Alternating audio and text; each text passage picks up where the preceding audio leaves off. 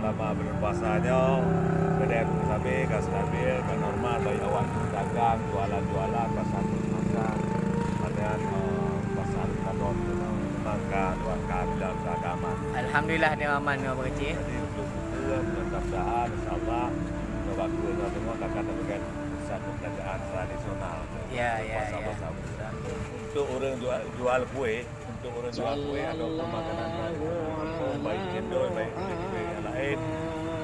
Sebenarnya untuk anak biaya tu pun biasa mendang untuk sabuk kesemangat untuk berdagang kaki lima supaya aku makin meningkatkan dagangan untuk orang yang sekitar.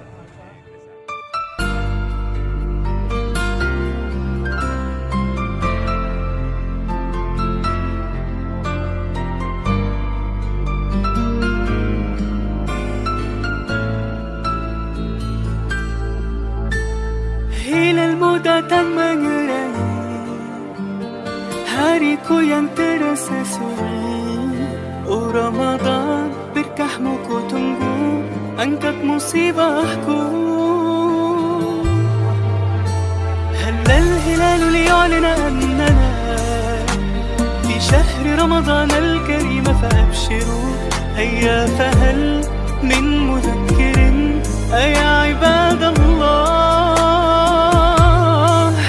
Ramadan hadirmu anugerah dari Sang Maha Rahman. Denganmu beribu-ribu dosa dihapuskan, semua amalan dilipat gandakan bagi umat Rasulullah. Ramadan afdalu ma marra ala dunyana min ayyam, wa bihi nazala al-Quran ala khairil anam. رمضان به البشرى ومع العسر يسرا وهذا ظننا بالله. رمضان خير ما تؤتي السلام، ألا بذكر الله نحيا فكبروا. وإذا اشتد البلاء هو للقلوب شفاء وهذا وعد الله. إلى المدى تم يراني hariku yang terasa sunyi. Oh Ramadan, berkahmu ku tunggu, angkat musibahku. Ramadan hadirmu anugerah dari Sang Maha Rahman.